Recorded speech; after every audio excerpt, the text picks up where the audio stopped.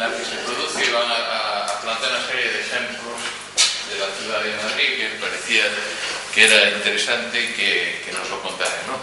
José María es doctor arquitecto y sociólogo, es profesor titular de urbanística allí en la Escuela de Madrid. Y sobre todo es una persona que desde hace muchos años está vinculado directamente a lo que son todo tipo de trabajo urbanístico en diferentes escalas. Y sobre todo algo que a mí personalmente me interesa mucho cuando pienso en alguien que puede venir a dar una charla, y es que aúna las tres componentes que a mí personalmente me interesan de alguien que puede enseñar urbanismo, que es una persona que conoce la administración. Él ha sido director general de la Comunidad de Madrid dentro de planeamiento y concertación, me parece que era, ¿no?, la dirección general que estuvo durante tiempo empezaste con Mangada, ¿no? Con Eduardo Mangada, ya hace muchos años.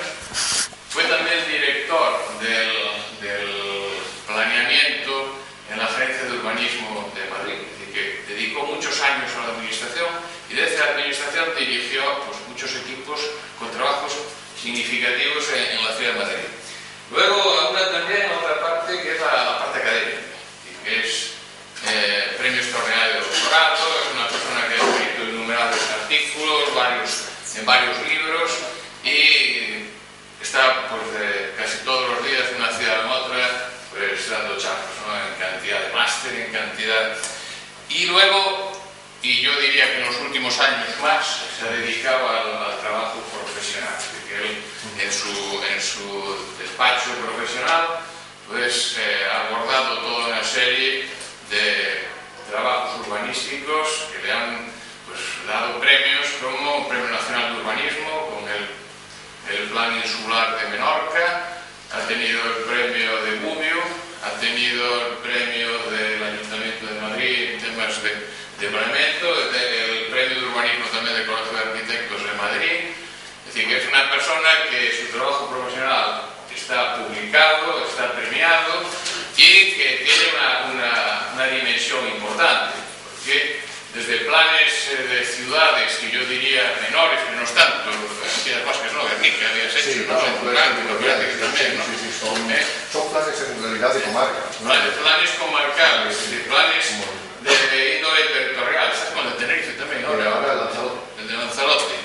Y luego ha estado en ciudades generales como el de Segovia, en Burgos también. Ahora con Burgos. Sí. Es decir, que realmente ha trabajado, y luego también ha trabajado en temas de proyectos urbanos, es decir, que aparte de escribir mucho sobre ese tema, y parece también de las clases, ¿no?, en la escuela, sobre también temas de proyecto urbano. Sí.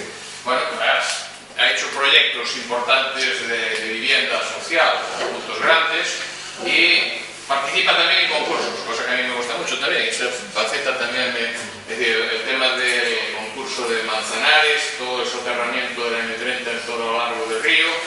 Ha participado también hace poco ahora en otro concurso en Menorca, en Mallorca. Es decir, que en una palabra que está como metido en todo lo que es la actividad urbanística, por un lado, desde una visión territorial, iniciándola, pero acabándola también desde lo que es el planeamiento físico, ¿no?, la materialidad, y que no se queda, digamos, en simples directrices o en simples explicaciones de los planes que hacen, sino que también desde el proyecto final. Y en ese sentido, pues me parece que era importante traerlo aquí, y sobre todo en esta asignatura que es de proyectos urbanos, y que yo os contaba que lamentablemente en Galicia pues, no tenemos muchos ejemplos que podamos contar de proyectos urbanos, porque ya se necesita pues, un funcionamiento en donde la administración tenga una estructura ya significativa para poder acomodar esa dimensión del trabajo, donde tiene que haber también una iniciativa privada que sea capaz de mover, y que todavía en este momento está muy en ciernes aquí en Galicia, y donde de alguna manera el desarrollo urbanístico pues, de alguna manera también se tiene que acomodar. Es decir, que aquí yo os explicaba que las actuaciones de lo que es realmente un proyecto urbano pues no son como para poder contar muchas. Y desde esa perspectiva pues sí que me interesaba que en ese curso por lo menos vierais una serie de trabajos y los he centrado un poco en Madrid, con José María Ciaga, y en Barcelona, ¿no? Que vendrá en Serra y a ver si puede venir español, que le falló el tema ahí, digamos, de la salud en su momento. Y bueno, sobre todo hay una cosa que se me olvidó decir, y es que José María es muy amigo mío y le tengo que agradecer que ha hecho un esfuerzo para mí, si tiene que volver a marchar dentro de un rato, porque la verdad es una persona que está muy liada y entonces pues conseguir que una persona así pues venga se hace solo por cuestiones de amistad, porque comprenderéis que los otros temas se escapan. Así que yo, en nombre de todos vosotros, les doy las gracias por estar aquí. Le avisé que éramos un grupo reducido, pero un grupo de gente que tiene interés y que me apetecía en ese sentido que estuviera por aquí. Así que muchas gracias. Bueno, muchas gracias por la invitación y por la presentación. Y claro, lo que ocurre con los currículums es que se alargan según uno va echando años a la espalda, ¿no? Entonces eso me empieza a pasar, eso que yo escuchaba a veces cuando lo único que está en la crónica del currículum es un poco la crónica de la edad, ¿no? Que uno empieza ya a tener, ¿no? Pero lo cierto es que lo que ha dicho Pepe es cierto en el sentido de que yo pertenezco a una quinta del biberón de trabajo en la administración, que entramos pues casualmente o en el recambio generacional que se produjo con la renovación democrática de los ayuntamientos y en el caso concreto de Madrid, cuando hubo pues una fuga masiva de los arquitectos municipales de toda la vida, para poner mayor rigor en el control ético de lo que hacían, ¿no? Y cosas tan hoy por hoy tan elementales como rigor horario, incompatibilidades, cosas por el estilo, ¿no? Eso motivó que una gente muy jovencilla que veníamos de la universidad y que éramos poco menos que becarios de investigación y de la universidad, fuimos trasplantados a la administración con la sensación de que se nos ponían las manos como un juguete, ¿no? Por lo tanto, era posible hacer Madrid y no tendría de las ganas que no tuviera que salían mejor o peor las cosas, ¿no? Eso fue una suerte enorme, porque yo creo que nos creímos que bastaba el esfuerzo, la buena voluntad y para que las cosas salieran bien. Luego ya con el tiempo nos dimos cuenta que no era así, ¿no? Pero el haberlo vivido eso de joven y no la sensación que a veces en la generación actual tan frecuente de que uno se estrella, de que lo haces muy bien, de que tienes mejor formación que gente ya muy establecida pero que no logras hincar el diente, ¿no? En el trabajo profesional o que salgan a flote, ¿no? Los trabajos, ¿no? Que una y otra vez quedas finalistas en los Europanes, ¿no? Pero no logras ganar una vez que ya te lance al estrellato, ¿no? Pues la verdad es que en ese sentido de esa generación tuvimos una cierta suerte, ¿no? Pero éramos en el Ayuntamiento de Madrid 20 añeros, ¿no? Y de hecho, pues yo la etapa que estuve director general, pues era 30 añeros, ¿no? Pues que fue... con lo cual todavía, cuando dejé la administración, me daba tiempo de estrenar una nueva vida, no estaba todavía, estaba jubilado, y eso es lo que he intentado hacer al organizar un estudio. Aprendí una cosa en la administración, y es que con equipos y gente capaz es posible hacer cosas interesantes, ¿no?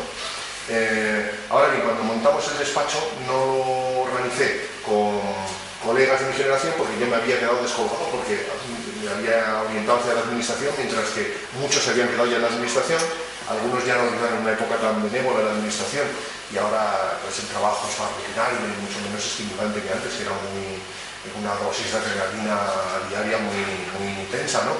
Y los compañeros de carrera, con los que uno forma estudio cuando acaba, pues estaban ya más que establecidos. Por lo cual yo formé el despacho con alumnos Erasmus, hay que decir además, ¿no? O sea que era aquello un poco un Babel, ¿no? Alumnos de Roma, o Javier Barros, que había trabajado con Pepe, que es una persona importante en nuestro estudio, que justo venía de París y así un poco. Y todavía el estudio conserva un poco ese tipo, ¿no? Es decir, que ahora mismo tenemos 5 nacionalidades europeas, todas ellas, en el despacho, ¿no? Y ya ha crecido, eso permite que haga proyectos un poco más grandes, pero también el que uno, cuando se da esa circunstancia, renuncia a intervenir hasta la última coma del último, ese es el coste que se pueden abarcar más en cosas más intensas y más importantes, pero siempre sobre la base de que estás trabajando en equipo, ¿no? Es el paso de solista a orquesta, ¿no? Al comienzo es orquesta de cámara y ahora vamos camino de una sinfónica, ¿no? Pero puede funcionar perfectamente, yo creo que es eso es así y que vale la pena que los arquitectos no acabemos con este... Porque yo tengo la sensación cada vez más en los concursos, sobre todo los de planeamiento, que soy como el último arquitecto. O sea, la nómina de los competidores, entre comillas, son todas ingenierías, que además se van comiendo unas a otras, ¿no? Es decir, ahora Prointeco me anexa, ahora tal, ¿no? Esto quedará grabado para la posteridad. Una de las cosas que yo animaba a los alumnos y a los estudiantes es decir que formaran equipos al comienzo, no solo para hacer arquitectura, el urbanismo es un camino muy interesante y yo diría que además ahora, como ha tocado fondo con la crisis ética, la primera de todos, tiene que salir de sus cenizas. Entonces, en la medida en que la sociedad lo siga considerando importante y útil, es yo creo que una vía interesante de trabajo profesional y por tanto, en absoluto relevable, ¿no? En estos momentos en que las escuelas estamos con Bolonia repensando otra vez, el urbanismo tiene el riesgo de que desaparezca de la faz de las escuelas, porque no se quede reducido a asignaturas testimoniales, ¿no? Entonces, más que nunca ahora yo creo que es muy importante el reivindicarlo, ¿no? Yo esto lo cuento en distintos lenguajes según el sitio. En el Colegio de Arquitectos lo expresaría como un filón de trabajo profesional que puede dar de alimento a muchos centenares, miles de compañeros, ¿no? Pero en el ámbito de la escuela, la aportación de los arquitectos en el urbanismo es muy especial, es muy específica y es distinta de las ingenierías, aunque estas estén integradas por arquitectos también, ¿no? O la que se pueden hacer de otras especialidades. Es más integrada, más compleja y a pesar de todo, esa labor sintética sigue siendo imprescindible. Y es muy interesante ver cómo otras profesiones se están espabilando, por ejemplo, los geógrafos con la ordenación del territorio, ¿no? No sé si en este curso hay algún geógrafo también, ¿no? Pero quieren cambiar el nombre de la carrera y llamarlo geografía y territorio, y ordenación del territorio, y quieren recuperar, porque es quizá el grupo más próximo a nosotros, esa visión sintética también de incorporación de especialidades y disciplinas muy distintas. Bueno, eso es como me sirve de introducción y decir que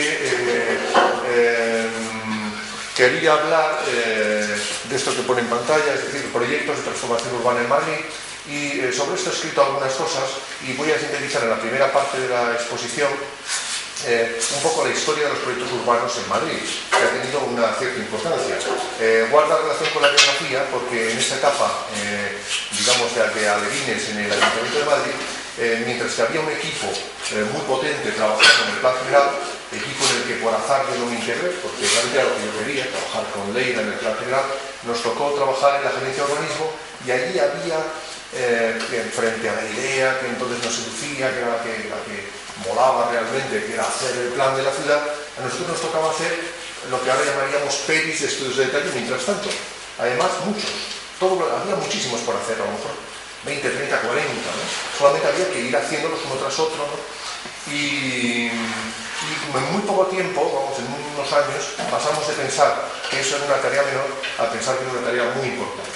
Y empezamos un poco también a reflexionar, muchos de nosotros, y en relación con Barcelona, que había un ente, un ámbito distinto a lo que era el planeamiento y distinto a lo que era la arquitectura, pero que participa, yo diría que del método de la arquitectura, el esfuerzo, digamos, de construir sobre la base de la creatividad, ¿no? A partir de datos reales, una propuesta concreta y alternativa, ¿no? A lo que la realidad misma es, que es el proyecto urbano.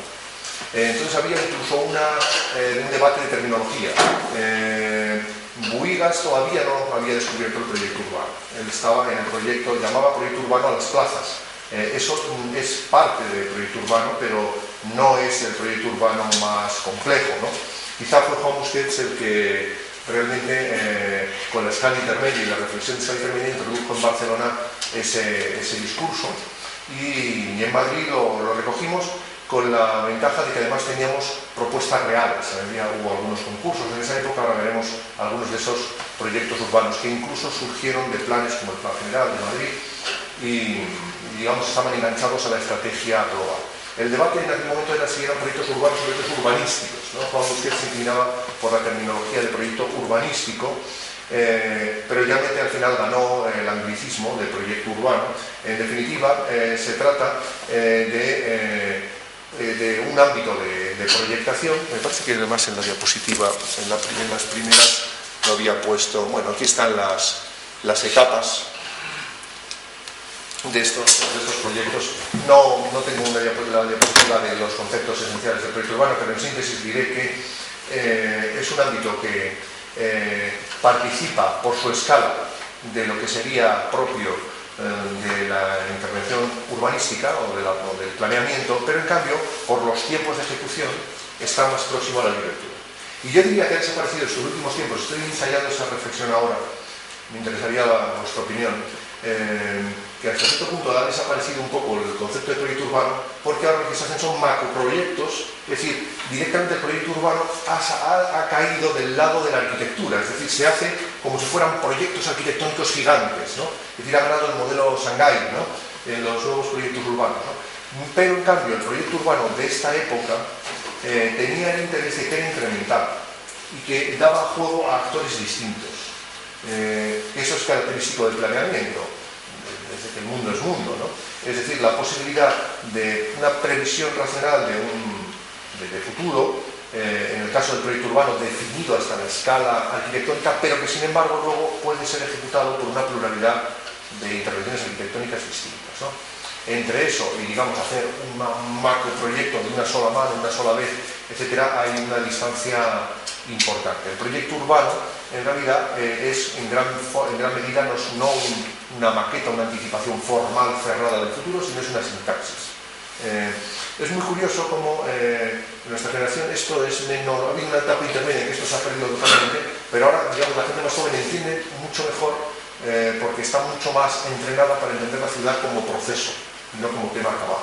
De hecho, la misma arquitectura no la distinguen tanto en la de piedra, que es la que nos enseñaban a nosotros en la época rosiana, ¿no?, que también tanto importancia tuvo en esta escuela, cuanto no hay tanta distinción entre la efímera y la inefímera. Al final todo es un acontecimiento y es un suceso, ¿no? En el caso del proyecto urbano, la clave está en identificar los elementos fuertes, los elementos potentes que pueden armar ese proyecto y dar dar entrada a intervenciones incrementales distintas.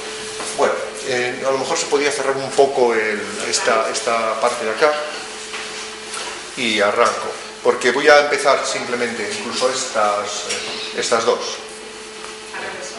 Sí, y esta. Ahora, o eso todo, nada. Entonces, puestos a elegir, dejamos esa fila. Sí, y esta de aquí también se puede quitar.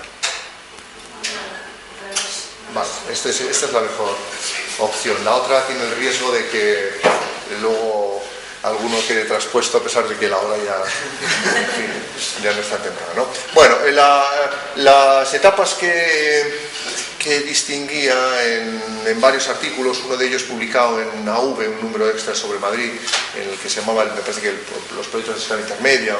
Si interesan, puedo hacer ahora escanearlos y hacértelos llevar porque son revistas, como siempre pasa, que se pierden luego se agotan y se pierden los ejemplares, ¿no? Una etapa primera de urbanismo defensivo que pasó en toda España es esta en la que entramos a trabajar en el ayuntamiento, la mayor parte de los miembros de esa generación. Un urbanismo defensivo que era puramente respuesta a los problemas de la ciudad existente. En el caso de Madrid eran principalmente problemas de realojo, de chabolismo, de bolsas, de cápsulas, de ahora llamaríamos como bolsas de pobreza o poverty pockets, ¿no?, de los anglosajones, ¿no?, como encastrados en el desarrollo. Tiene el interés de que en esta etapa se formaron en Madrid los convenios urbanísticos que luego tanto juego han dado, ¿no?, desde ahí, desde los convenios a Marbella, ¿no? Podemos abrir una línea conductora, ¿no?, que nos llevaría desde el realojo de chabolistas a cuenta de los propietarios de Madrid en los primeros años de la democracia, ¿no?, a los convenios digamos ya pervertidos de los últimos años, ¿no?, hasta prácticamente quedar proscrita la figura del convenio, lo cual prueba que nunca hay un instrumento aséptico, ¿no? Lo que le da significado a las cosas es el contexto en el cual se producen, ¿no? La recuperación de la ciudad existente es la siguiente etapa. En el caso madrileño eso plantea una fase de proyectos de reconstrucción, ¿no?, de arreglar partes de ciudad que estaban. Para los más jóvenes, pensar que hubo una etapa en que la preocupación principal del urbanismo era remendar los errores del pasado, completar y arreglar la ciudad existente puede parecer increíble, ¿no? Pero auguro que volveremos a esta etapa y que de hecho ya empieza a ocurrir. Es decir, que uno se vuelve a enfrentar con planes generales, donde el alcalde lo que te dice es, bueno, ya crecer, pocas posibilidades tenemos, ahora lo que te das cuenta es como que hubiera un ejército que hubiera avanzado muy deprisa y hubiera dejado una retaguardia sin abastecimiento y desguarnecida, ¿no? Y entonces ahora tocará volver atrás, consolidar posiciones, ¿no? Entonces auguro que vamos a entrar en otra etapa de este tipo, aunque seguirá habiendo crecimiento, pero porque en el fondo es mucho lo que se ha dejado atrás sin tocar. Solo por decir una cosa, ahora mismo empezamos a tener en el despacho proyectos de reconstrucción de barrios o de trozos, piezas de ciudad de bloque abierto, degradados, ¿no? Y es un tema hacer la ciudad dentro de la ciudad, ¿no? En esta etapa, al decir ciudad existente, era más bien en la ciudad consolidada central, pero pronto se pasó a esta otra etapa de la que llamo la transformación urbana, en la cual se abordaron proyectos de más escala también en periferia, ¿no? En los años 90, en el caso madrileño, se salta a la escala metropolitana. Además coincide con que el propio impulsor del urbanismo en Madrid en esta fase, que era Eduardo Mangada, que fue concejal de urbanismo varios años en el Ayuntamiento de Madrid, es en esa etapa consejero, y digamos un poco el mismo método de actuar mediante proyectos urbanos, actuaciones de este tipo, se lleva a esta escala metropolitana, pero lo cierto es que esto alcanza una dimensión y un tipo de funcionamiento radicalmente distinto al que se había generado en la etapa de lanzamiento, digamos, de la intervención o del pensamiento metropolitano en los finales de los 90, con la creación de grandes macroproyectos que he denominado ahí centralidades regionales, ¿no? Y esta última etapa en la que estamos ahora, lo dejo un poco para el final, tocaría dejar o tratar muchos de los vacíos que se han orillado en la evolución de la intervención urbanística en años anteriores, ¿no? Y afrontar nuevos problemas. Entre los temas orillados está el tema del centro histórico. En el caso de Madrid, por ejemplo, está sin resolver. El caso más claro es que ahora acabamos de concursar un mega equipo, con otros muchos, no sé al final quién ganará, a un plan estratégico del centro de Madrid. Pero si se está lanzando un plan estratégico del centro, es que no hay un plan estratégico. O sea, ya no hace falta decir mucho más, lo cual significa que no se está actuando estratégicamente, que no se tiene ahora mismo todavía un criterio rector, ¿no? Y también algo todavía más grave. Si hay que hacer un plan estratégico del centro, pero todavía hay un plan general vigente, es que el plan general vigente no es el elemento rector de cómo hay que actuar en el centro, ¿no? Es decir, que ahí aparecen uno de esos muchos temas orillados, el de la movilidad, por ejemplo, integrada con el planeamiento, es otro tema olvidado completamente. El tema de la integración social en el caso madrileño, que es dramático, porque la población se ha incrementado en la emigración en un 10%, y es una población en general mal alojada. Y finalmente estaría el tema de la sostenibilidad, que se diga lo que se diga, no está integrado en el planeamiento para nada, ¿no? Se habla mucho, pero de pocas cosas se habla tanto y se practica tan poco. Bueno, dicho esto, la primera generación de proyectos urbanos tenían los que llamábamos, en la anterior etapa está del urbanismo defensivo, no la voy a contar porque no tiene propuesta arquitectónica. Diré que en aquella época era una época más bien reactiva, a pesar de que parecía que estábamos refundando el mundo. Lo cierto es que, visto con ojos de hoy, se tenía poca capacidad propositiva y más bien capacidad, digamos, de reacción, ¿no? Es un urbanismo muy determinado podríamos decir, por una visión vecinal, ¿no? De arregles el problema de la carencia de escuela, de urbanización, de realojo, etcétera, ¿no? Todavía no había, por así decir, una alternativa. Mientras se realizaba el Plan General de Madrid, se realizó también la primera generación de proyectos de remodelación de la ciudad, que eran de carácter público, como pongo acá. Tenían esa idea que había esbozado también pues, el laboratorio de Barcelona, ¿no? De proyectos con una capacidad inductora, es decir, que no solamente se agotaban en sí mismos, sino que tenían un potencial de mejorar su entorno, si se elegían bien los sitios. Además de esto, y eso es común con Barcelona, el espacio público era el elemento motor más interesante, ¿no? En esa época, puesto acá un plano de Madrid para que tengamos un poco la referencia. Esto es, aunque pueda ser más o menos conocido, el icono de Madrid. Esto es el centro histórico. Esto que aparece en gris más oscuro es el ensanche que se establece a mediados del 19, con la gran bolsa del Retiro, que es un poco nuestro Central Park. Madrid tiene como límite natural el río Manzanares al oeste y como elemento al comienzo limitador, pero luego realmente vertebrador, la Broñigal, que es hoy por hoy la autopista orbital M30. Todo esto que aparecen aquí son barrios, y aquí aparecen los proyectos de distintas escalas, ¿no? Los de la primera época son más centrales, están más cerca del núcleo este oscuro, y son proyectos como este de Atocha, que es un proyecto que mezcla actuación sobre espacio público, actuación sobre el transporte, actuación sobre equipamientos, ¿no? Yo creo que sigue siendo ejemplar este proyecto. Primero porque es un proyecto no cerrado burocráticamente. El plan lo lanza, pero al mismo tiempo que el plan lo está lanzando, en el Plan General de Madrid en los años 80 se está construyendo y se están haciendo los concursos, etcétera, etcétera, ¿no? La idea originaria era quitar los famosos puentes acá, pero al calor de los puentes se realizaron otras muchas actuaciones. Por ejemplo, la del gran intercambiador de la estación, ¿no? Aquí aparece la estación de cercanías, está la estación de largo recorrido, ¿no? Se planteó como una puerta. El concepto del proyecto era interesante en su momento y sigue siéndolo, una alternativa, lo que era una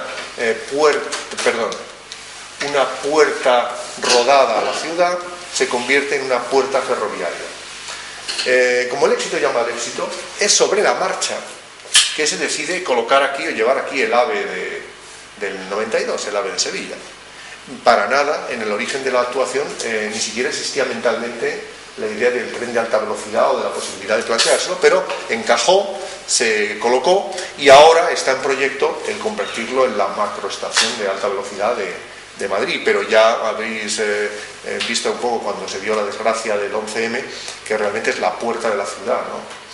Para todos los municipios metropolitanos, ¿no? Estos trenes que explotaron ponían de manifiesto dónde venía la gente, ¿no? Y las nacionalidades de los que fallecieron ponían también de manifiesto qué es Madrid hoy, ¿no? Es decir, que salen unos trenes y se lleven casi un tercio de extranjeros por delante, pues muestra cómo es la periferia de Madrid, cómo es el Madrid actual.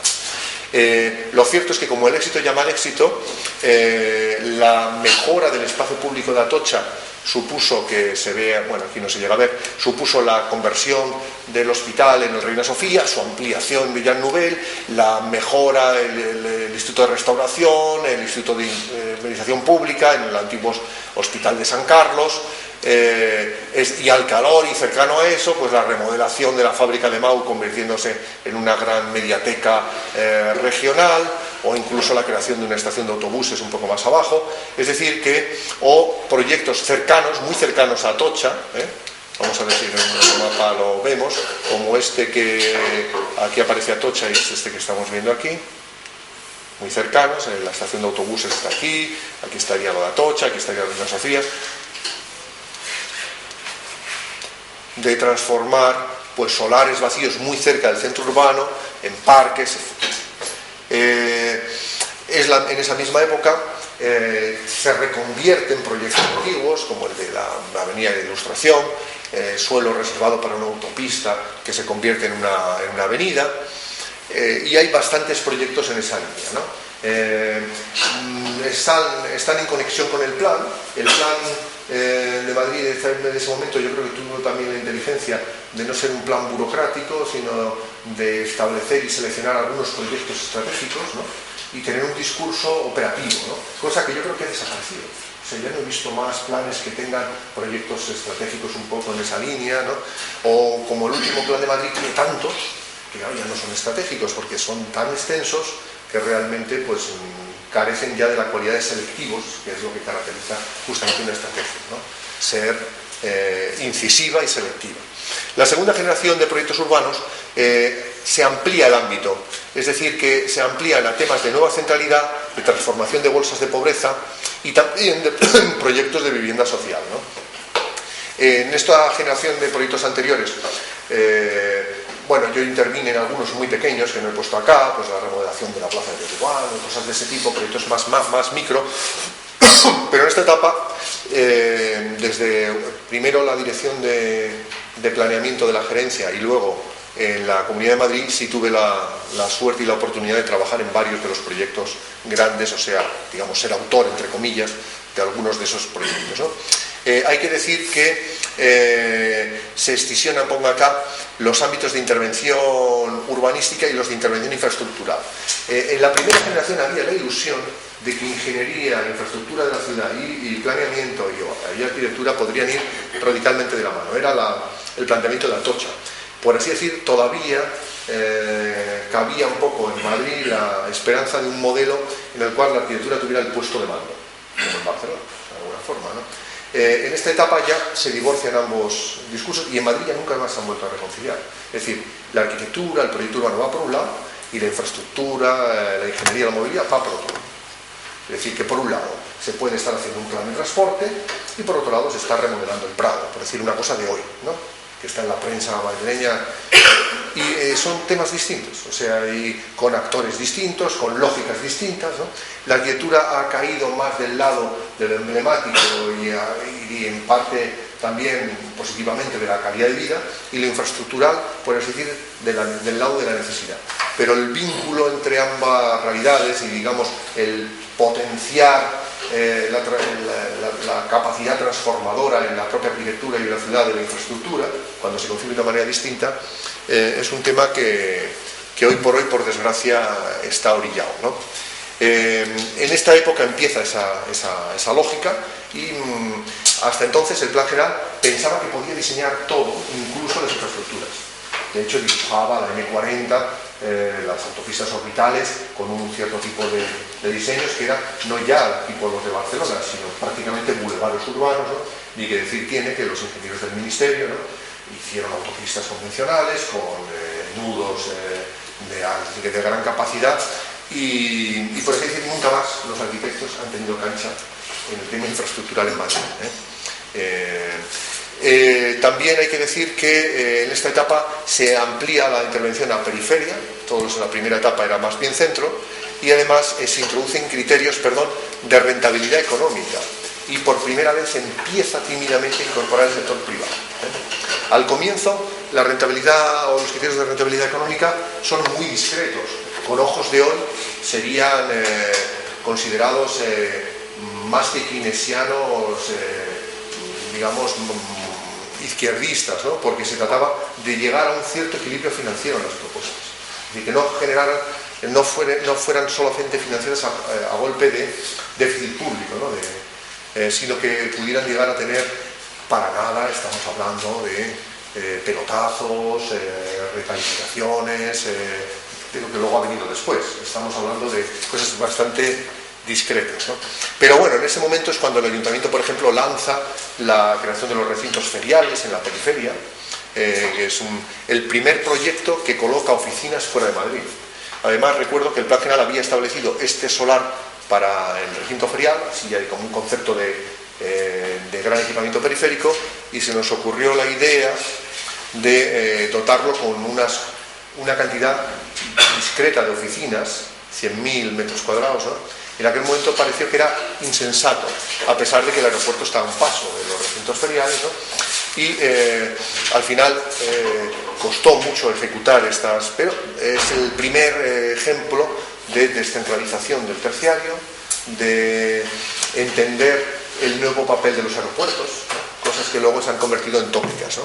También de esa época es el tratamiento del problema del ferrocarril en la ciudad, ¿no? Que podemos ver.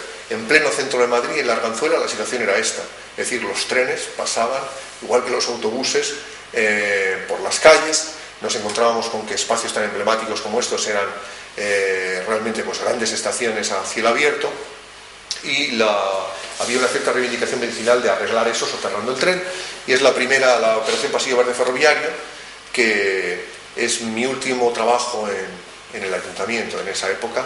Consistió principalmente, en síntesis, en soterrar el tren y pagar el soterramiento con equipamientos, ¿no? Para que se vea, comparado con cualquier actuación, digamos, presente, ¿no? Digamos, la moderación que tenían estas actuaciones de esa época, que ahora a mí me hace casi mirarlas con una sonrisa, ¿no? de simpatía y de ingenuidad, ¿no?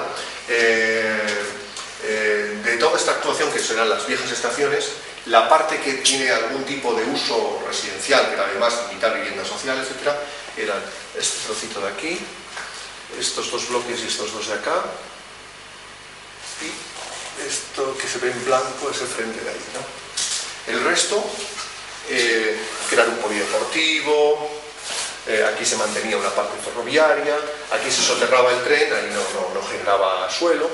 Todo esto, que era una vieja estación, era esta que veíamos acá, era justamente esto que sería por aquí. Se convertía en una escuela, zonas verdes, total, un bulevar, ¿no? Y al final el parque este que hemos visto antes, donde estaba este, ¿no? Un equilibrio de caja cero, ¿no? Claro, ahora... primero habríamos colocado aquí unas torres, ¿no? Eso para empezar, ¿no? Porque habíamos dicho que el centro necesita elementos emblemáticos y tal y cual, ¿no? Y esta especie también de tono discreto, ¿no? De un poco de medianía, digamos, contextual, ¿no? Pues, digamos, estaría... En esa misma época también había en la comunidad lanza un primer proyecto de vivienda grande. Consiste en realizar una actuación de vivienda pública consecutiva a la remodelación de barrios, ¿no? En esta zona. La remodelación de barrios fue un proyecto también, no lo he puesto en esta escala de proyectos urbanos porque tiene una lógica distinta, pero quizá el más potente de esa época, pero nos permite recordar lo que era esa época, ¿no? Aquí puede verse, se demolían las chabolas, se realojaban en los nuevos ámbitos y aparecía un nuevo suelo que fue ocupado por este primer gran proyecto de vivienda social de Madrid, que impulsó Mangada, que es el de Madrid Sur, y yo tuve luego la suerte de encargarme de lanzar el segundo, donde corregimos algunos errores de este proyecto. Por ejemplo, las manzanas eran un poco pequeñas, ¿no? Incluso era un poco barroco el planteamiento. A mí me tocó realizar esta especie de portaaviones, ¿no?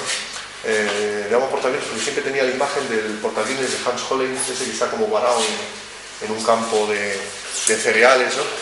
Porque es un sitio espantoso, ¿no? La M40, que es esto de acá, no se diseñó como un bulevar, como dibujaba el plan, con rotondas como la castellana, ¿no? Sino que es una autopista, como aquí puede verse, y por tanto este plan o esta actuación se tiene que refugiar, ¿no? De ese ámbito, y bueno, es una de esas primeras actuaciones de vivienda social. Por ejemplo, estos son viviendas de realojo de población marginal. O sea, que muestra un poco lo que era el carácter de esas actuaciones. Está en objetos de Javier Frechilla, que es un profesor de proyectos de la escuela, ¿no? Después de esta época, las actuaciones que se han hecho son de una escala mucho mayor, y hay que decir que la manzana, que empieza con actuaciones como estas, en el intento de recuperar la idea de ciudad central, alcanza el paroxismo, ¿no? Estos juegos florales, ¿no? De los paus, ¿no? Unidos a la... digamos, a la ejecución, digamos, baja densidad y tal, ha asumido en un descrédito en general al planeamiento de escala intermedia de este tipo, de los planes parciales, ¿no? Y en particular este modelo, ¿no? Este modelo, desde el punto de vista de las densidades, es un modelo discreto, es un modelo de 0,45 metros cuadrados sobre metro cuadrado, con una actuación, pero claro, aquí la clave está en el dimensionado de las cosas. Es decir, el problema en San Chinarro y en otros muchos ámbitos es que el dimensionado, me llevaría una charla por sí, ¿no? Y no ese es el objeto, porque esto es el preludio de la verdadera presentación que quiero hacer, ¿no? En otras palabras, dos planes parciales pueden parecer muy semejantes, pero al final la clave está en que se haya encajado bien las dimensiones de las calles, de las plazas, de la altura de las viviendas, de los patios, ¿no? Y eso es el día y la noche. Y eso es la diferencia entre al final un mal diseño de una silla o una silla como es estas que en versiones originales o copias autorizadas o no, pues son intemporales, ¿no? Sí, Jacobsen encontró un hallazgo en la dimensión, ¿no? Entonces, el problema de estos barrios, de estos es que con geometrías caprichosas, viarios hiperdimensionados, lo cual en una época en que, digamos, como generosa, ¿no? Con el planteamiento, alcanzan al final una especie de caricatura sarcástica de los objetivos que estaban en origen de este otro tipo de planes. Por ejemplo, en el caso de Valdebernardo, un plan en medio de la nada, al lado de un pueblo marginal y con una zona, un gran parque planteado acá, pues intentamos que tuviera una calle mayor, y un bulevar que lo conecta con la ciudad, ¿no? Entonces esa calle mayor, al menos una calle con vida de calle, pues funcionó y funciona, ¿no?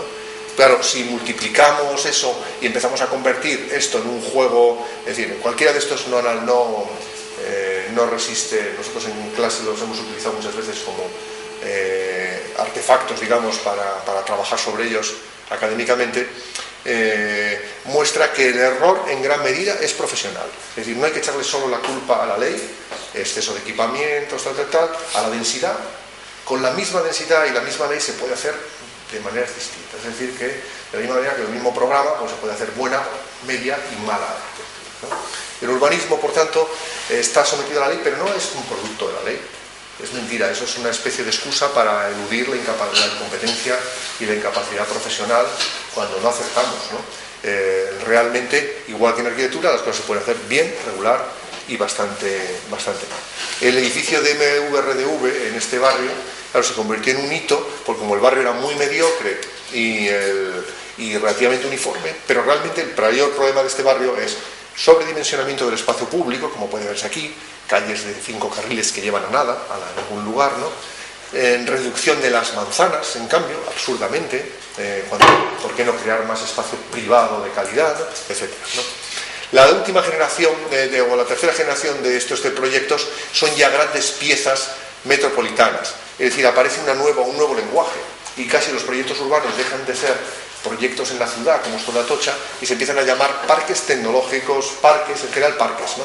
No son verdes, obviamente, son centros comerciales, universidades, etcétera. Entra el sector privado también en esta lógica y sobre todo se localizan ya en ámbitos metropolitanos. Estos que voy a contar o a mencionar son de iniciativa pública y por tanto intentan recualificar la periferia, es decir, utilizar este tipo de nuevo lenguaje de intervención para vinculándolo al transporte, principalmente estaciones de tren, crear nuevos centros en periferia, ¿no? Hay que decir que digamos el buque insignia de este tipo de proyectos es el Arroyo del Culebro, es un proyecto impulsado muy personalmente por Eduardo Mangada, sobre el cual yo tuve ocasión de trabajar desde dentro ya de la Comunidad de Madrid, y consistía en 1000 hectáreas del suelo del sur de Madrid, generación de algo así como un rosario de intervenciones alrededor de una nueva vía que iba a colonizar un suelo vacío. ¿Qué se acertó y no se acertó de esta época? Pues que este ámbito estaba en el centro de una serie de ciudades metropolitanas, que son estas que se ven acá. Ahora, por ejemplo, estoy haciendo el plan general de esta, de Parla, ¿no? Es muy curioso, pasado el tiempo, ¿no? Y estas ciudades son las que luego se han unido, ya por una actuación de la época de Gallardón en la Comunidad de Madrid, por el Metro Sur, ¿no? Eso aparece en otra, no dará tiempo, pero tengo otra presentación que me invitáis otra vez, ¿no? Que es sobre los procesos nuevos metropolitanos, que lo llamo un poco de la metrópoli fragmentada a la metrópoli fractal, que no es lo mismo, ¿no? Ahora mismo estamos en una etapa de un proceso de progresivo aproximación fractal al área metropolitana. Antes era simple, es decir, la totalidad del área de Madrid era un sistema hasta cierto punto planetario, con unas centralidades en el centro, valga la redundancia, de la metrópoli, y elementos subsidiarios con especialidad: ciudad dormitorio, ciudad industrial, ciudad jardín, Pero lo que está ocurriendo en estos últimos tiempos es que el territorio se está haciendo muy complejo. Según se va haciendo más difícil la accesibilidad y la fluidez hacia el centro, cada parte se está convirtiendo en una especie de reflejo especular del área metropolitana conjunta, ¿no? Esto lo he publicado en una V reciente que se llamaba Madrid Frontera, lo han retitulado Geografía Mutante, no sé si los becarios de la AV y tal, pero bueno, no está mal, en fin de cuentas. Así que, pero por ejemplo, esto pone de manifiesto un proceso que se inició por iniciativa de la comunidad, pero que ahora mismo ya funciona solo, de conversión de estos municipios en ciudades, estos municipios metropolitanos. Esta actuación era una actuación de actividad económica en torno a un eje que intentaba generar un eje de actividad que planteara que estos municipios no fueran siempre mirando a Madrid, sino que tuvieran alguna interacción con su mismo territorio, ¿no? Pero el Metrosur ha puesto por primera vez de manifiesto que el conjunto de estos municipios funcionan como una ciudad de 1 millón de habitantes largo, ¿no? Esas son las actuaciones. Esta es una maqueta de Carlos Ferrán que hizo sobre esto, y estos son unos ensayos ya de parques tecnológicos. Fundamentalmente es un gran ámbito logístico este proyecto, ¿no? Otro proyecto de esta escala es el del aeropuerto. Es un proyecto también bien antiguo, ¿no? De hace 15 años realmente, que se ejecuta. Esta es una secuencia de la evolución del aeropuerto de Madrid, desde el primer aeropuerto, el que conocíamos, el que ahora sería la T1, T2, T3. Bueno, aquí todavía no estaría la T3, y el proyecto que conocemos de la T4. Bien, eso serían un poco las escalas de estos proyectos. Y a partir de ahí quería comentar 2 proyectos recientes, que además tienen el interés de que son primicias, es decir, que todavía no están ni siquiera publicados, porque solo también esperar a que el oso esté un poco cazado, ¿no? El urbanismo nunca está del todo, ¿no? Pero en este caso concreto que se apruebe, ¿no? Por lo menos tengan algún indicio de aprobación, ¿no? Y son 2 proyectos muy curiosos, el de la operación Campamento y el del proyecto de la operación de San Martín. En los 2 he intervenido ya en estos últimos años desde la propia oficina, es decir, y en los 2, bueno, en el segundo con un encargo específico, principalmente para ocuparme de rediseñar el proyecto de Chamartín, que había tenido unos primeros esbozos de bofil, ¿no?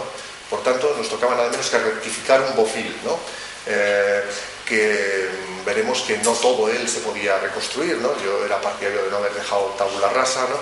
Pero al final hicimos un proceso que recoge parte de lo que fue los primeros tanteos de este arquitecto, y en la operación Campamento, pues nuestra intervención o nuestra llegada a la operación fue un poco azarosa. Campamento es una zona de Madrid que participa de esta lógica que hemos dicho, es decir, que puestos a clasificarlos en la serie de proyectos, aquí estaríamos en el ámbito de proyectos en la periferia, en el nexo entre la periferia urbana y la metropolitana, que afectan a grandes bolsas, en este caso de usos obsoletos de la ciudad, las instalaciones militares. Realmente tenemos al final instalaciones militares, instalaciones ferroviarias y de la iglesia, ¿no? Son los suelos, digamos, de manos muertas hoy por hoy más frecuentes en cualquier ciudad, ¿no? En esto eran unos enormes áreas de cuarteles que cambian de uso,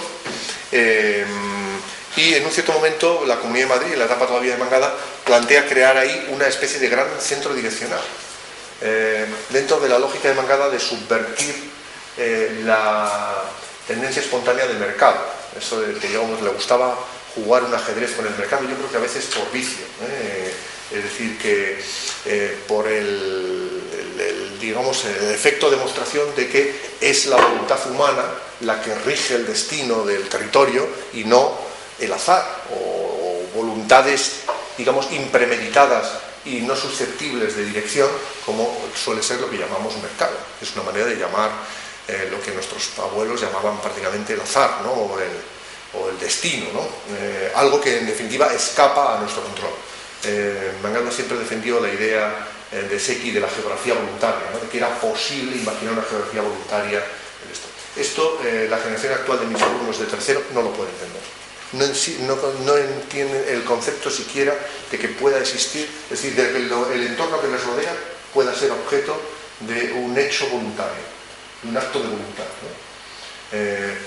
No tiene ni la mentalidad de las vanguardias, ni la mentalidad, digamos, mesiánica, ni la mentalidad socialdemócrata de que la voluntad colectiva puede sobreponerse a...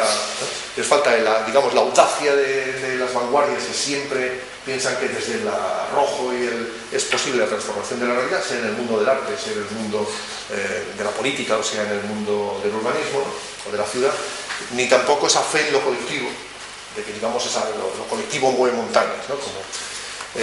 Como aquella famosa canción de Quilapayún, ¿no? Entonces, lo cierto es que esta actuación inicialmente se había concebido de esa forma, pero en la administración central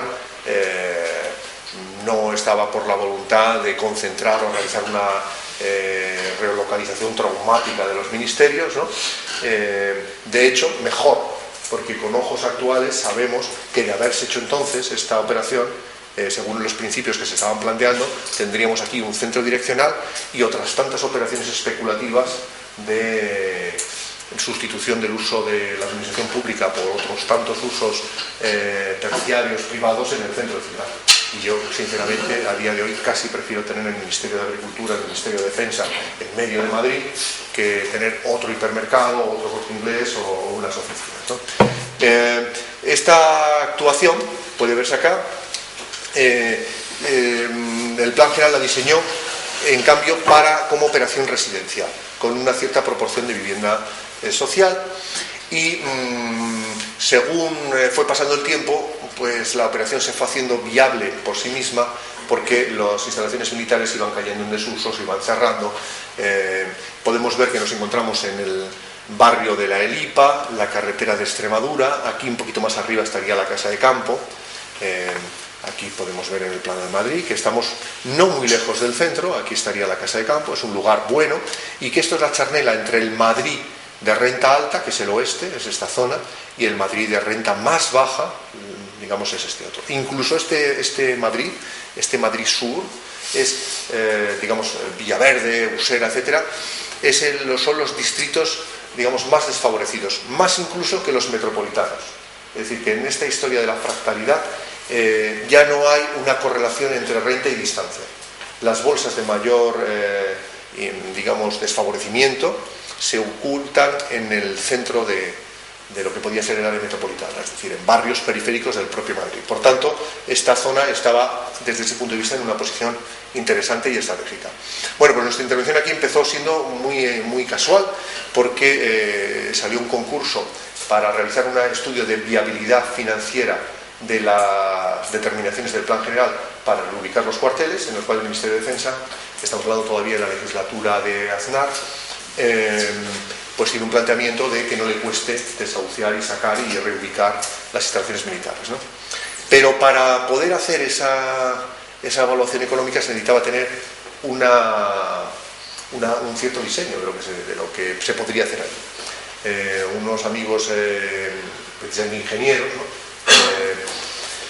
Ganaron con nosotros el concurso, pues planteando en el cual nuestro papel era, entre comillas, subsidiario, por cuanto se trataba de hacer una simulación que permitiera evaluar los costes de urbanización, y sobre los costes de urbanización, y hacer un modelo de simulación inmobiliario, pues ver los retornos de la actuación y si era rentable o no. Lo cierto es que la actuación, aquí aparecen estos cuarteles, dio los números que dio.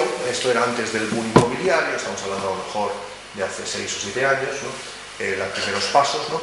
Y recuerdo perfectamente la reunión en que muy amablemente el secretario de Estado de Defensa, todavía ya digo, la segunda legislatura de Aznar, agradeció a todos los servicios prestados, el valioso trabajo realizado, y lo archivó, porque el Ministerio de Defensa esperaba unos retornos mayores para que le mereciera la pena actuar, ¿no? En esto, además, en el proyecto habíamos encontrado 1000 dificultades, incluso para hacer la simulación. Por ejemplo, ninguna administración estaba dispuesta a aportar de su parte nada para mejorar la actuación. Por ejemplo, el Ministerio de Fomento, que no se tocara su autopista. El ayuntamiento o la comunidad, que no se tocaran sus estaciones de ferrocarril, ni trenes, ni metro.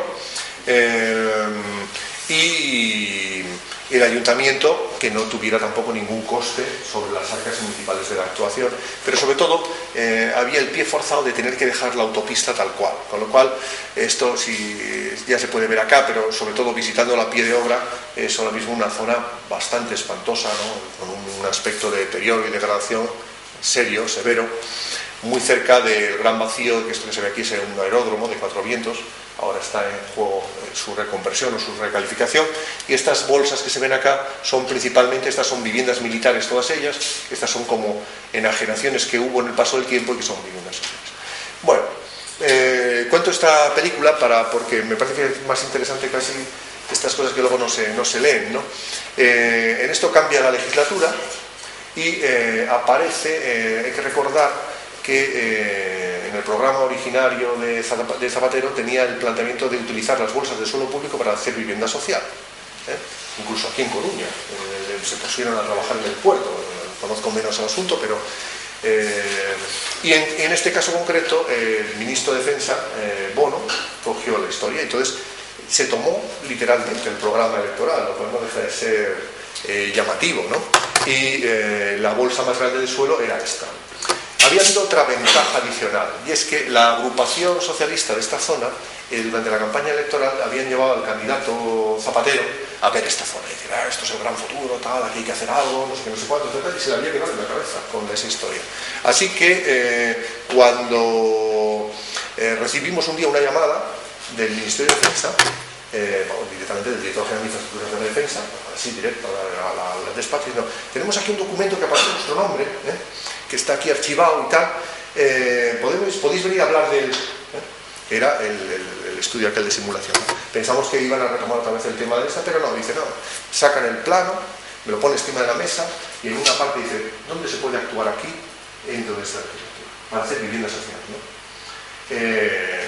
Cuando vi esa historia yo vi una puerta abierta al asunto y ahí empieza un poco el proyecto. Voy a empezar a contar ahora, a narrar el proyecto, incluso a la pequeña travesura que hicimos, de esas que a veces hacen la historia, ¿no? Esto es lo que decía el plan general para la zona, que hasta cierto punto se basa remotamente en un proyecto que hubo en algún momento de cuando la idea era generar un centro direccional de Carlos Ferrán. El plan general esta era su ficha, planteaba la carretera no se toca, algunas instalaciones militares se quedaban tal cual y luego planteaba unas manzanas. Esto es lo vigente, o sea, teníamos que partir de esto. A partir de esta idea empezamos estudiando primero la accesibilidad, es decir, no era una zona tan mal comunicada, teníamos la posibilidad de unas 2 estaciones de metro, aquí además el metro coincide con el tren, es decir que aquí estaba cantado poder hacer un intercambiador, aquí sí tenía la escala de hacer un intercambiador, incluso la comunidad estaba pensando hacer un tranvía en esta zona, una especie de metro ligero. Y nosotros planteamos en la actuación llegar incluso a plantear la posibilidad de que el metro se introduzca en la actuación, potenciar el crecimiento en torno a estas estaciones y generar una serie también de carriles de autobús e incluso una plataforma de carril reservado en esto, ¿no? Lo cierto es que esta era la situación de origen del ámbito. Las instalaciones militares, tal como están hoy en día, aparecen en gris, ¿no? Y estos son vacíos. Para que veamos el tamaño de la actuación, tiene más o menos la dimensión entre el Palacio Real, si estuviéramos aquí la Puerta del Sol, y la Puerta de Alcalá. Es decir, que cabe una parte importante del centro histórico de Madrid dentro de la actuación. Nuestro criterio fue, partiendo de una trama, hacerla cada vez más compleja, y aquí viene el punto nodal, donde está la pequeña travesura. Nos pidió el director general para llevar al ministro un dibujo. Dejadme un dibujo para que se presente en la prensa, esta operación, que va a ser una operación estricta de vivienda social. Es decir, ha cambiado el discurso del ministerio, ya no es una operación de rentabilidad para la defensa nacional. No voy a poner malos buenos, sino porque en definitiva todo va a salir de los impuestos, ¿no? Se hacen las formas, se hacen otras, es como se pague lo que está de alguna forma más bien en juego, ¿no? Como operación de financiación de la defensa nacional no era viable la actuación, pero como operación de vivienda social sí es una zona muy interesante.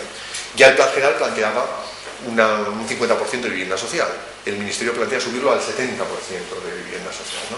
Todo esto con un equipo funcionarial del Ministerio de Defensa curtido en la valorización de los inmuebles de defensa, es decir, la Gerencia de Infraestructuras de Defensa en toda España se generó no con ningún ánimo filantrópico, sino para financiar las necesidades de la defensa nacional sobre la base de la mejor venta de los inmuebles, ¿no? Por tanto, con una lógica inmobiliaria absoluta, ¿no? Entonces, el punto y la pequeña travesura que hicimos fue que en una noche cambiamos la carretera de Extremadura por un bulevar como la Castellana, porque lo teníamos muy amarrado y dibujado de la siguiente operación que luego encontramos de Chamartín. Es decir, sustituimos, gracias a AutoCAD, hay que decir que estas cosas se pueden hacer en una noche en blanco, sustituimos la carretera que no nos habían dejado tocar por el bulevar y titulamos la lámina La Castellana del Sur.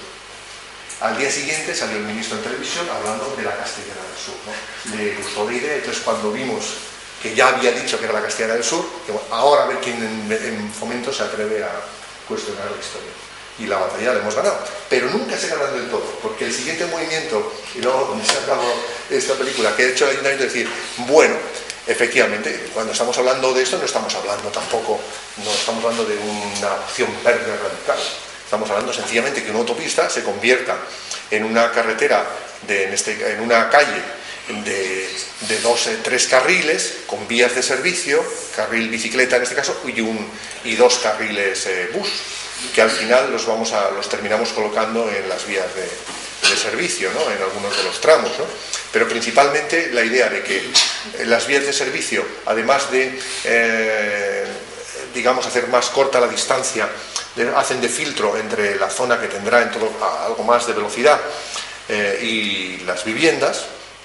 Y además de eso, como en la Castellana es el punto de contacto, tiene un valor para los que hemos vivido la Castellana cerca, es un modelo muy eficiente, ¿no? Todo ello pensando que es una zona urbana que tendría de límite de velocidad 60, para lo cual pusimos rotondas que obligaran a cortar, digamos, el punto, ¿no? Como hay que decir qué es lo que ha ocurrido después, que como efectivamente se ha planteado esto como una opción y todos los vecinos y opinión pública celebró la reconversión de la autopista en bulevar urbano, el tema se ha hecho irreversible, pero el Ayuntamiento ha planteado después como condición para aprobar el proyecto que se haga un túnel debajo. Es decir, vale, bulevar urbano arriba, bien, túnel debajo, también, ¿no? Mi consejo a defensa fue que comprometieran el dinero, el coste del túnel, pero no el objeto, en la medida de lo posible, cosa que al final no ha sido del todo factible, ¿no? Porque si contribuyes, digamos, la operación contribuye a la movilidad de Madrid, pongamos con 200 millones de euros, que eran más que esa cantidad, pero estamos hablando de esas cifras, ¿no? 200 millones de euros. Hoy, con la lógica de los que gobiernan la movilidad de Madrid, es túneles, como han hecho los de la M30, etcétera, etcétera. Pero a lo mejor mañana es una lógica distinta, es un tranvía, o es un metro ligero, más, es decir, como lo que habíamos planteado en origen en las primeras acciones, ¿no? Lo cierto es que a día de hoy el convenio que han firmado Defensa y el Ayuntamiento incluye el tema del túnel, aunque el planeamiento, claro, los túneles son invisibles desde el punto de vista del manejo del suelo, del proyecto urbano, no tiene una actuación. Aquí podemos ver el tramo previo de la autopista y cómo llega a las rotondas y se convierte en bulevar urbano, incluso ya con las transformaciones que hemos visto anteriormente, etc. Esta sería ya la lógica del proyecto, la estructura verde. Esta es una enorme cuña verde de mucho interés, ¿no? Y aquí hay una masa boscosa también muy interesante. Hemos planteado que hubiera una penetración, que hubiera un Central Park. El motivo de este hecho, que además coincidiría aquí con una zona deportiva, ¿no? Es que aquí ya hay una zona vegetal interesante, ¿no? El resto es posibilitar que esta enorme cuña no se toque. Inicialmente incluso planteábamos que hubiera menos densidad en esta zona y esta es un poco la lógica. Tiene algo de semejante a Valdebernal, ¿no? En el sentido de que a pesar de que esta avenida se civiliza solo a partir de este punto. Hasta aquí es una autopista, no tenemos control de más. Y a partir de aquí vuelve otra vez a ser la vieja calle que es, ¿no? Curiosamente el Ayuntamiento la ha soterrado un kilómetro más adelante, ¿no? Delante de la casa de campo, ¿no? Un túnel poco justificado desde el punto de vista funcional, ¿no? Y entonces, debido a que, a pesar de que este tramo es un tramo más civilizado, tendrá bastante tráfico y además tiene un frente en todo desde aquí hasta aquí, un frente donde no podrá haber viviendas ni otros usos, porque dan o bien instalaciones militares o bien elementos protegidos, luego aparecerán, ¿no? Con lo cual decidimos que la calle mayor otra vez estuviera dentro. Es aquí. Con lo cual esto funciona un poco como un diálogo, así en Z. y al otro lado del este aparece una zona de urbanización más libres. Digamos, este sería un poco las zonas verdes. Aquí en este caso sí estaba justificado a nuestro modo de ver, ¿no? Admito la réplica, ¿no? El poner las zonas verdes en el borde para unirlas a la gran masa verde que ya existe, es decir, que a partir de aquí todo esto es verde hasta este punto, y aquí hay un arroyo, Mea, que es muy importante.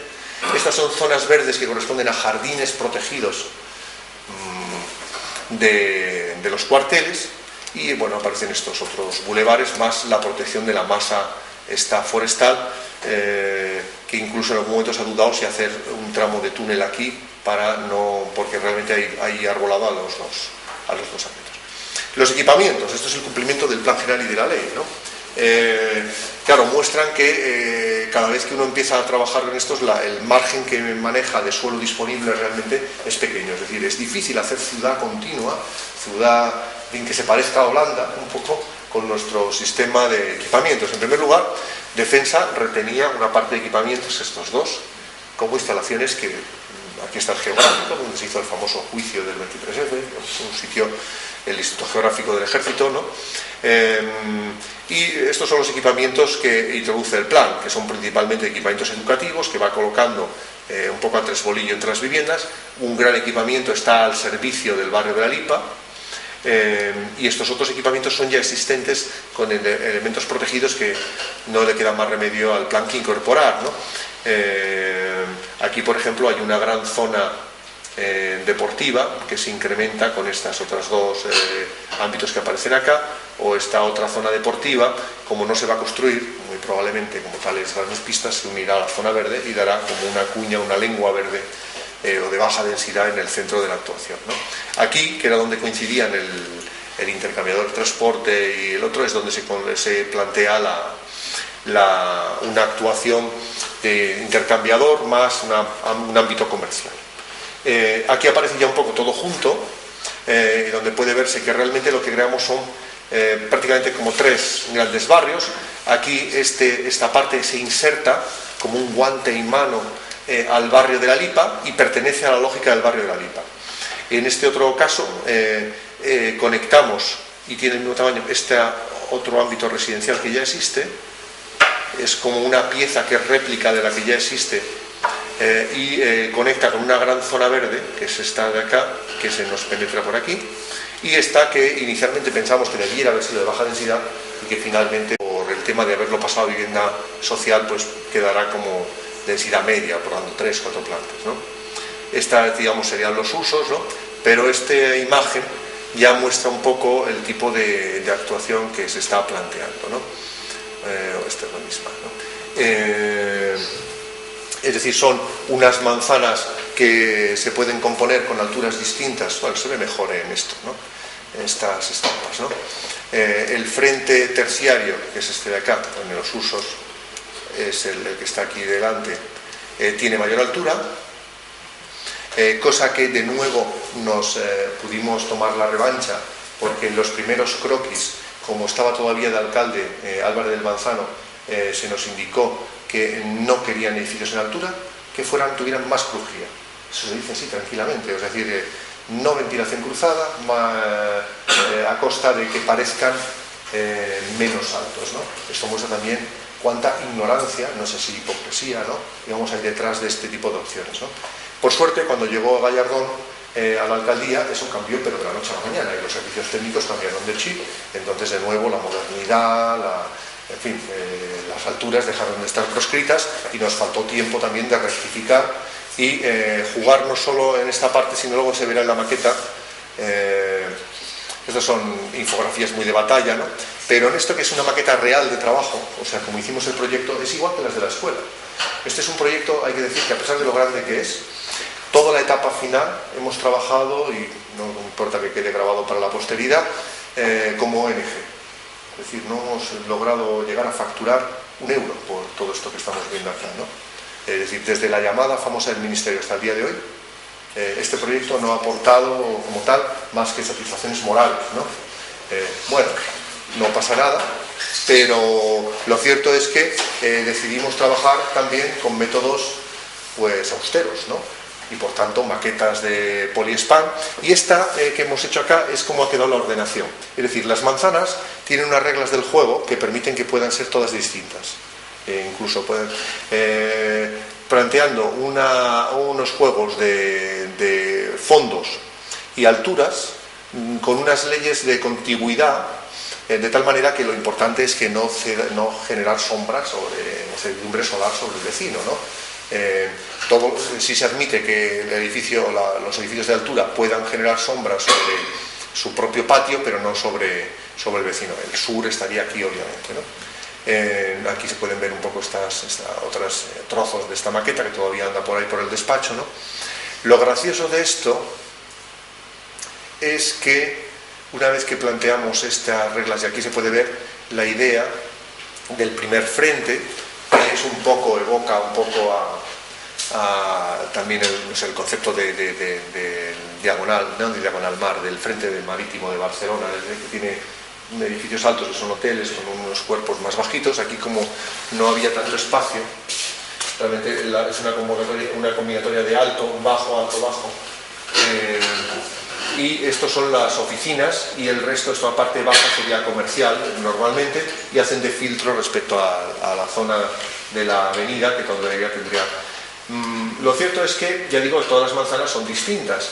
Estas de arriba, bueno, y las estudiamos a este nivel. Esto también es otra historia y yo creo que es positiva de ver en los proyectos urbanos. Para poder saber cómo podían ser las manzanas, estudiamos cada parte a esta escala, utilizando tipologías de viviendas nuestras. En este caso son de otras viviendas sociales que estábamos haciendo entonces y nos servían de test de que las crujías funcionaban y de que lo que estábamos viendo era verosímil, ¿no? Esta es una pequeña zonita que está rodeada de vivienda ya existente, donde hacíamos estos bloquecitos más livianos. Esta sería la organización de las manzanas, donde se juega con fondos y con alturas distintas. Y esto sería la lógica de la parte de arriba. Y finalmente las longueras estas de escala ya, digamos, de la autopista, del nuevo boulevard. Estas eran los primeros dibujitos que hicimos de lo que podía ser aquello, ¿no? Inicialmente eran más bajos de frente, luego lo elevamos un poco de altura. Pero volviendo a esto, quería decir de nuevo las limitaciones del tema del proyecto urbano, y una visión actual de la ciudad plantea que precisamente si lo que estamos repudiando, yo sostengo que la cuadrícula o la retícula no es la culpable de la uniformidad urbana, es más bien la tipología. Es decir, retícula tenemos en Nueva York, y a mí no me aburre Nueva York, veo bastante distinta la Quinta Avenida que Harlem, o el East West, el East Side que el Midtown. Es decir, en Nueva York es una misma retícula y tiene tipologías tan distintas como casas de vecinos de alquiler en Manhattan o en Brooklyn, o rascacielos en Midtown o Downtown, ¿no? Es decir, que la retícula no explica la monotonía de nuestras tramas urbanas, más bien es la repetición acrítica y reflexiva de tipologías, ¿no? Entonces, una retícula con unas reglas del juego, una sintaxis que permita jugar los fondos, etcétera, incluso tan modesto como esto que estamos planteando aquí, que es una cosa bastante discreta. Bien, pues esto fue demasiado para los servicios municipales, esta es la historia, y dijeron, bien la idea, pero esto es lo que tiene que ser. O sea, esto no es, cada maqueta es distinta porque son las mil maneras que tienes de componer. Dice, no tenemos capacidad para controlar que si esta manzana se hace con el edificio alto aquí, esta no lo ponga también aquí. Y por tanto se estén dando la mano los dos edificios de altura, ¿no? O que jueguen con los... Es decir, por tanto, no a transferencias de volumen entre unas manzanas y otras, una que pueda ser más densa, otra más alta, o es jugar, digamos, no a juego de volumetría entre las manzanas, la volumetría la que sea, elegid cuál. Pues vimos la maqueta y dijimos esto. Esa fue la historia, ¿no? Con lo cual, la sintaxis se convierte en maqueta. Hemos retrocedido simplemente 100 años, ¿no? Incluso Cerdá y Castro eran más modernos, porque dentro de sus manzanas las posibilidades de variación tipológica eran grandes, ¿no? Estamos realmente los años 50 y en las volumetrías cerradas de los planes parciales, etc. Pero bueno, esto es lo que al final ha quedado, y esto es el documento que después de las últimas negociaciones se está aprobando ahora mismo en estos momentos, y un poco del cual he puesto la primicia, ¿no? Según se apruebe, pues haremos mejores infografías y en fin, y haremos una vuelta, ¿no? Ya estoy dispuesto a hacerlo a mi costa, aunque sea para publicarlo, ¿no? Lo cierto es que bueno, es así como funciona a veces la administración. En el caso de Chamartín, que pertenece a la cuarta generación de nuevas centralidades suprarregionales, el caso fue un poco distinto, porque la operación llevaba mucho tiempo en curso y tenía ya una conformación, una morfología. No sé cómo voy de tiempo, todavía tengo. En este caso es un ámbito, una gran pieza urbana vinculada a la infraestructura de transporte, tiene un papel importante en las oficinas del terciario, y sobre todo lo que es importante es que se incrementa la escala de intervención y sobre todo la presencia del sector privado. La operación Chamartín, que yo creo que todo el mundo ha escuchado alguna vez en prensa, es una operación de remodelación de la estación situada al norte de la ciudad de Madrid. Ahora vamos a ver, lo que llamamos prolongación de la Castellana, está aquí, en este ámbito. Es decir, que estamos en el norte, y es una actuación que arranca de la época todavía de la última legislatura de Felipe González, es decir, que ya es casi arqueología urbana, ¿no?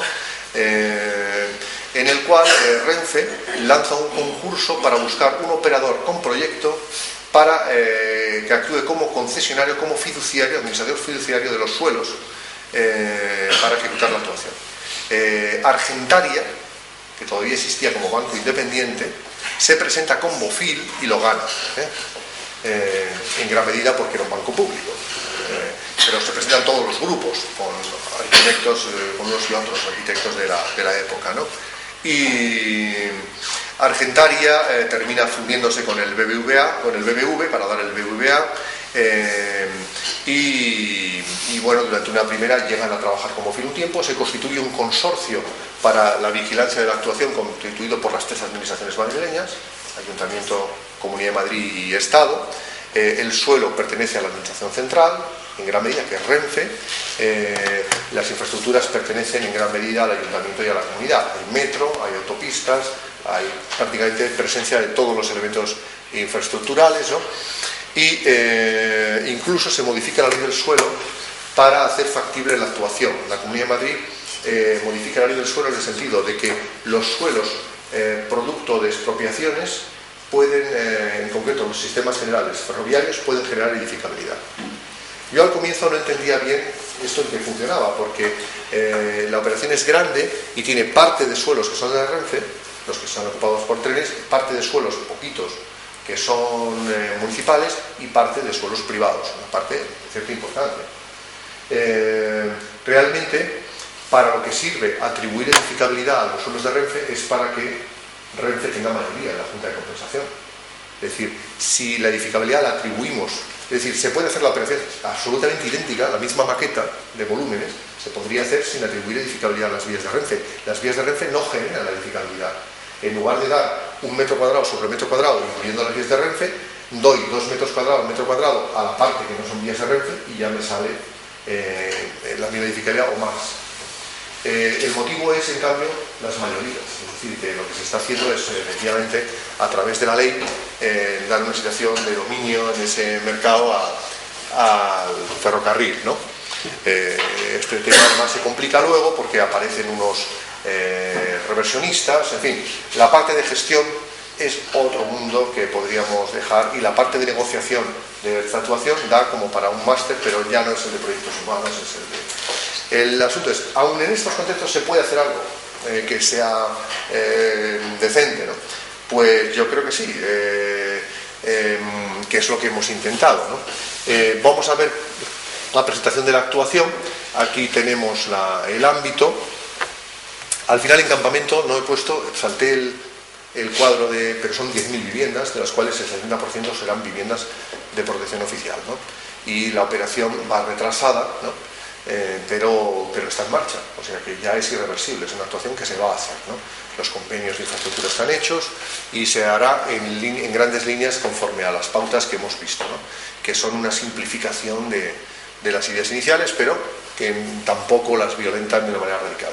En este caso, el Plan General de Madrid establecía esta zona como un suelo urbano, con un desarrollo de un plan parcial de reforma interior, que es como se llaman en la legislación de Madrid a los antiguos PEPs, ¿no? Que en Galicia siguen siendo PEPs, afortunadamente, ¿no? Entonces, en este caso, digamos, aquí aparece el ámbito y la situación, digamos, en foto aérea es un suelo en gran medida vacío, pero ocupado por otro tipo de usos no ferroviarios. Por ejemplo, todo esto que se ve aquí es un polígono industrial, bastante grande, por cierto, ¿no? Estos son playas del ferrocarril y hay espacios vacíos, y aquí sobre todo están las vías del tren de Renfe. La idea inicial de la actuación era simple, era tapar las vías del tren de Renfe, y entonces lo que ahora son unos bordes urbanos deteriorados se convertirían en el frente, digamos, lo imaginaban como el frente del Retiro, ¿no? Eso, claro, depende de quién hiciera la losa, ¿no? Y de lo cruda que fuera, ¿no? Pero inicialmente la actuación fue así. El mérito del proceso del plan y de Bofill fue ampliar la actuación de este ámbito inicial, por esta parte, hacia el ámbito posterior, posibilitando de esta forma la prolongación del eje de la Castellana, que es lo que voy a mostrar ahora. Esta es, dentro de la trama de los PAUs que antes veíamos existentes, un núcleo rural antiguo que se llama Fuencarral, lo que sería la trama de nuestro proyecto, ¿no? Del cual, de la parte de Bofill o de la época de Bofill, ha quedado este óvalo, que el plan general convirtió en vinculante, jurídicamente hablando. ¿Por qué? Pues dicen, porque quedara algo de recuerdo, ¿sí? Como si fuera un resto. Lo cierto es que cuando me encargaron la ordenación de volúmenes, se encargó Porto de la gestión del tema, y a mí me encargaron la parte más de diseño. Yo a su vez incorporé al equipo a Ábalos y Herreros, ¿no? Fundamentalmente porque como había que hacer edificios en altura, ellos estaban en esa época en la etapa en plena eclosión americana, ¿no? Yendo y viniendo de Princeton prácticamente todas las semanas, ¿no? Y digamos, una de las cosas que me consolaron fue que, hombre, este óvalo es muy simpático, ¿no? Es casi lo mejor de lo de Bofill, vamos a dejarlo, no hay mayor problema. Le cambiamos un poquito, pero bueno, ahí quedó la actuación. Vamos a ver más datos. La actuación tiene el tamaño de toda la Castellana, es decir, que duplicará casi la dimensión de la Castellana actual. Si consideramos Castellana, digamos, por ampliación, desde Cibeles hasta Plaza Castilla, la nueva actuación tiene más o menos esa dimensión. Aquí he superpuesto las dos tramas, ¿no? 5,6 kilómetros, ¿no? Esta idea de actuar prolongando Madrid, prolongando la Castellana, es una idea vieja. Y aquí vamos a poner las fuentes, ¿no? Zuazo, Secundino Zuazo, en los 1929 ya planteó la primera ampliación hacia el norte de Madrid. Madrid había crecido espontáneamente en paralelo a la Castellana, por esta zona de aquí. Él plantea una nueva actuación, gilbersimeniana, como puede verse acá, ¿no? Con bloques de este tipo, perpendiculares y todos bien orientados, ¿no? Aunque hay que decir, en detrimento un poco de Zuazo, que estos bloques serían lo que ahora llamaríamos bloques H, es decir, su crujía son 5 crujías, no 2 crujías, ¿no? Me parece que era no sé si era Luis Lacasa o Lorite, otro arquitecto municipal, un poco se bromeaban de este proyecto dibujándolo idéntico pero con la ropa tendida, ¿no? Diciendo, bueno, esto es lo que se verá realmente, ¿no?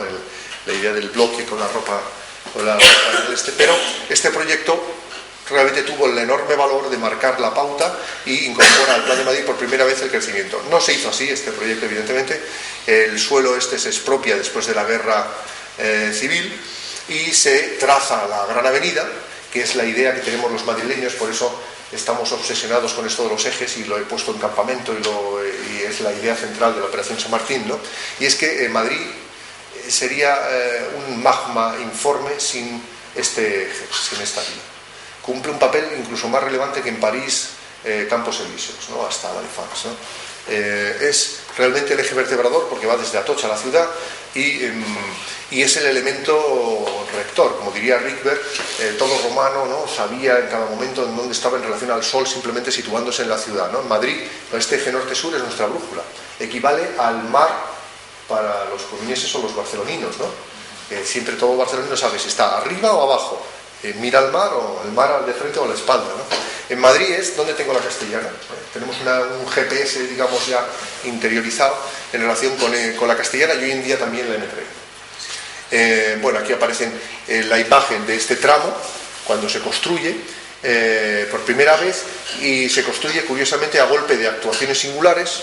Es decir, el tramo de la Castellana, este está ya más hecho, pero esta es una foto un poco anterior, el tramo central, se construye sobre la nada, el estadio Santiago Bernabéu. Aquí se puede ver lo que había, eran chabolas en el entorno, ¿no? Y se construyen promociones de vivienda social, curiosamente, ¿no? Había otro proyecto de prolongar la calle de Príncipe Vergara, esta sería la Castellana, y prolongar también, de alguna manera, Príncipe Vergara para llegar a la posible estación de Chamartín.